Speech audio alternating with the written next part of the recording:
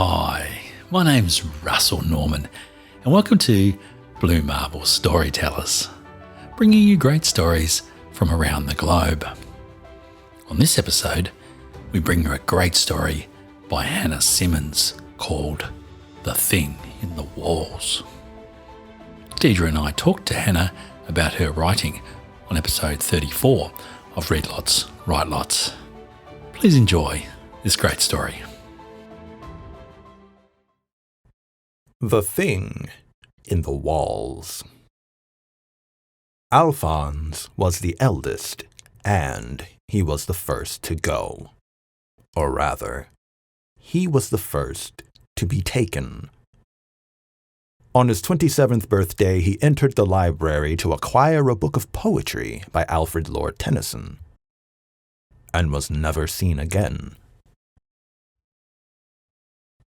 Bertolt was the next in line to inherit, being the second son, but he too was claimed.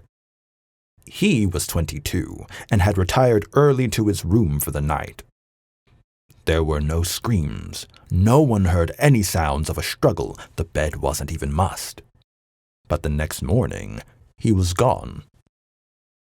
Now, there was only Conrad.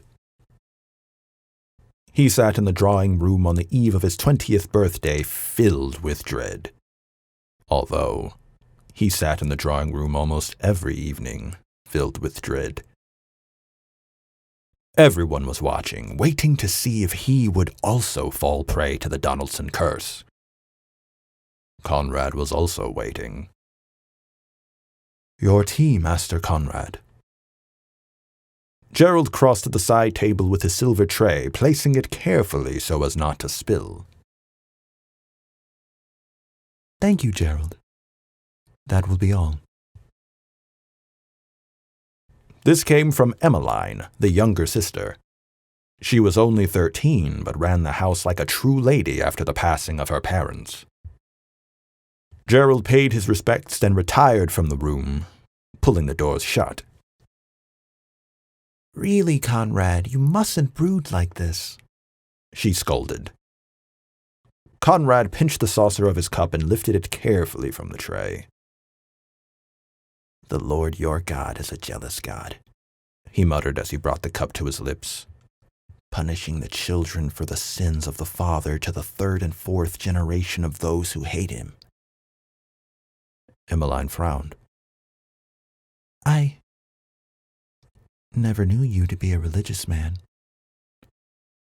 "I've been considering it," he admitted.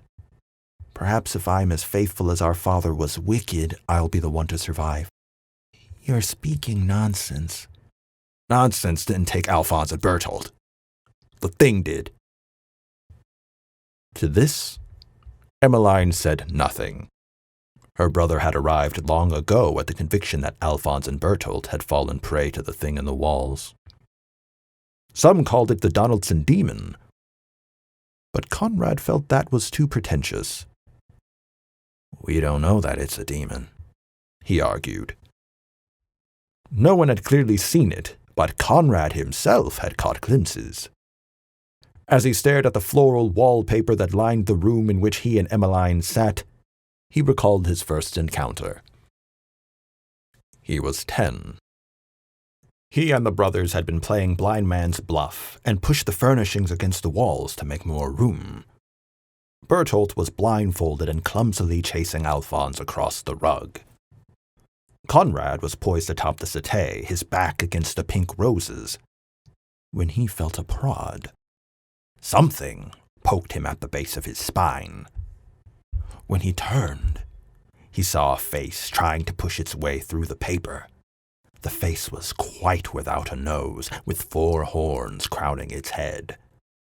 Conrad had screamed in horror, causing Bertolt to remove the blindfold and both brothers to run to his aid.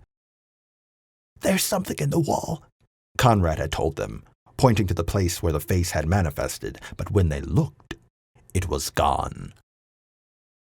Since that time, Conrad had studied the walls of the great house carefully. He spent many days inching along the paneling, tapping his knuckles against the notched wood, wondering if there would be a response. There never was. But sometimes at night, he would open his eyes and see the face trying to push its way past the paper in the nursery, and again he would rouse Alphonse and Bertolt, and again the face would vanish before they arrived. "You don't have to be afraid," Conrad remarked to Emmeline as he took another sip of the tea. "The thing doesn't want you." "How can you be so certain?" she offered. "It only takes the sons," he replied. "You belong to your father, the devil, and you want to carry out your father's desires." "Stop it, Conrad." His eyes returned to the roses, those pretty pink roses set amid pale green stripes, row after row, line after line. "Verse after verse," he whispered. The walls were not as smooth as before. Perhaps it was their age.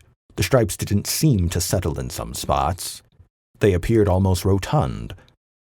Conrad stood, his gaze fixated on the spot. "Get behind me, Satan. You are a stumbling block." His fingers reached out, pressing against the curve of the paper. "You don't have in mind the concerns of God, but merely human concerns." It moved beneath his palm. The paper swelled with motion as something scurried from his touch, and his eyes followed the swell as it passed just beneath the paper. "Do you see it, Emmeline?" he cried out, giving chase, but she could only scream at him. "Stop it!" The thing was there, and it was running from him. But why? What was it afraid of? Hadn't it claimed the other two? Wasn't he next? What made the creature so frightened? "Submit yourselves then to God, resist the devil, and he will flee from you." Round and round the room he chased. He pushed the tables aside and vaulted over the chaise, but he could gain no ground. The thing was too fast. It kept just out of reach. Emmeline was clinging to him now, trying to hold him back. She cried for him to come to his senses. She reassured him over and over that there was nothing in the wall, but he would not be deterred, not when he was this close. He charged at the wall, his body crashing against it with all the strength Conrad could manage. If he could not catch the thing, he would crush it, crush its strange, horned, noseless face. But something was wrong. The paper wasn't there. The little roses amid the pale green stripes, they were gone. The wall was blank and white, and Emmeline was crying. The doctors were gripping his arms tightly now, pulling him back to a simple wooden chair. They had brought the jacket. He hated the jacket. His hands always sweat inside the restraints, but they always managed to put it on him. He looked up at his sister. She seemed so sad. "Didn't you see it?" he asked. Emmeline shook her head. No, this was all wrong. It was there. It had to be there. Or maybe it wasn't. Maybe he'd finally done it.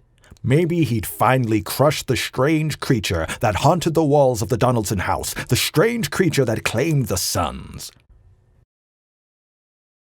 The doctors were talking to Emmeline now. They seemed sad too. "We're sorry, Miss Donaldson," they told her. "You'd shown such progress." Emmeline nodded and crossed to the door, placing her gloved hand on the small metal knob. It matched the bars that filled the square window in the door center. "Goodbye, Conrad," she whispered.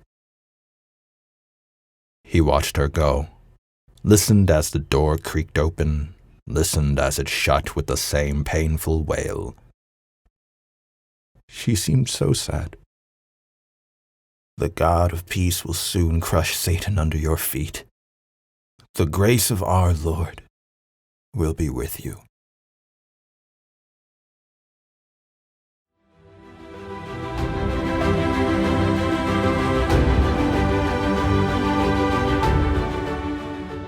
We trust you enjoyed this story, and we really appreciate you listening to the podcast and supporting the great writers featured.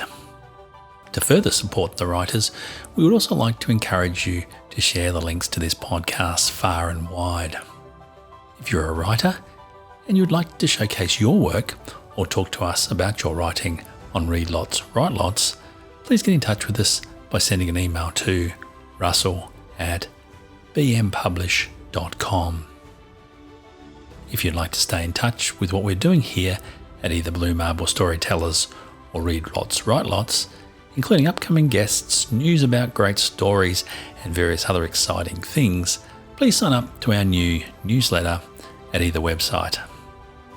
And that's it for this episode. So on behalf of Deidre and myself, till next time, thanks for listening and bye for now.